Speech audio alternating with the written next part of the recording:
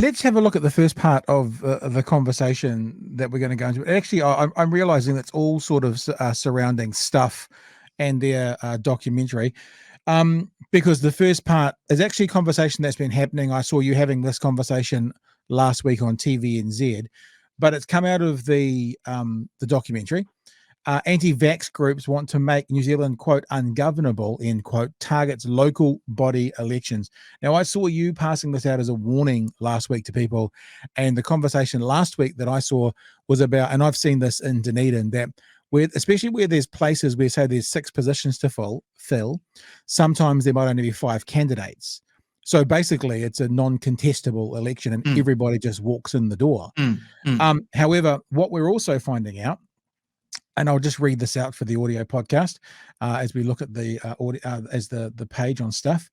Any anti-vaccination, anti-mandate group which says it wants to make the country ungovernable, anti-vaccination, ungovernable, is standing candidates in local body elections to, quote, sway the results and throw our weight around.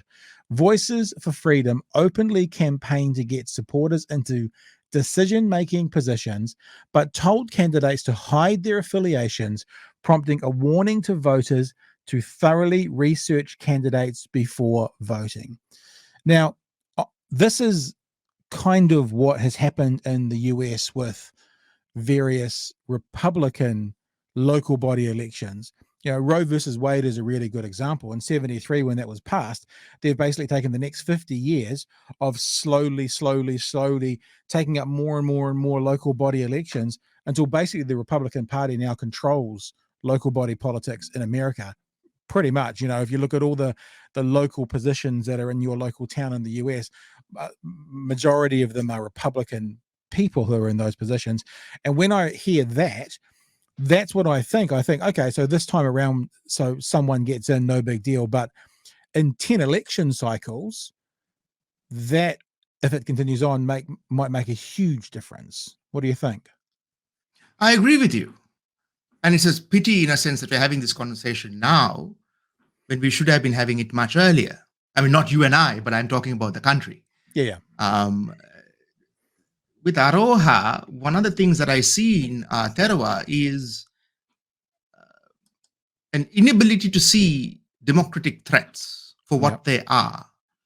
Because of a variety of factors, I would imagine, as a consequence of having a strong democracy and institutions and a high trust society and its geographic exceptionalism, really at the other end of the world, you don't have to worry about too much. The experiences of the lives that we've led that are etched with a democratic deficit and societal harms are alien. It's an alien vocabulary to Aotearoa. And the single most often the pushback that I get is that this is not us and this will not happen to us. And there is no path dependency around any of this. There is no astrology. There is no fortune teller that can say that Aotearoa 10 years or 15 years down the line is going to be the same as the United States today. However, I agree with you and concur that the life that I've led and the lives of the Global South would offer a caution around the significant danger of what we are seeing today. And I'm being very deliberate in what I say and how I say it.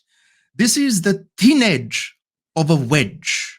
Right. This is the introduction of a cancer that is going to metastasize. There is no if and or but about it.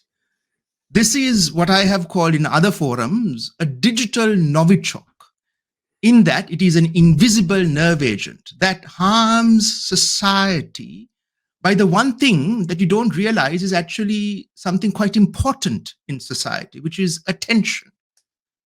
And it's in the capture and retention of attention around harms and misinformation and conspiratorialism that seeps its way into our political fabric and our democratic fabric through local government, that you find what you said in the framing of the question, that 10 years down the line, what many have said after Roe v. Wade in Aotearoa, which is that things here are settled, I find quite odd Because if anything, Aotearoa should know as a tectonic country that nothing is settled.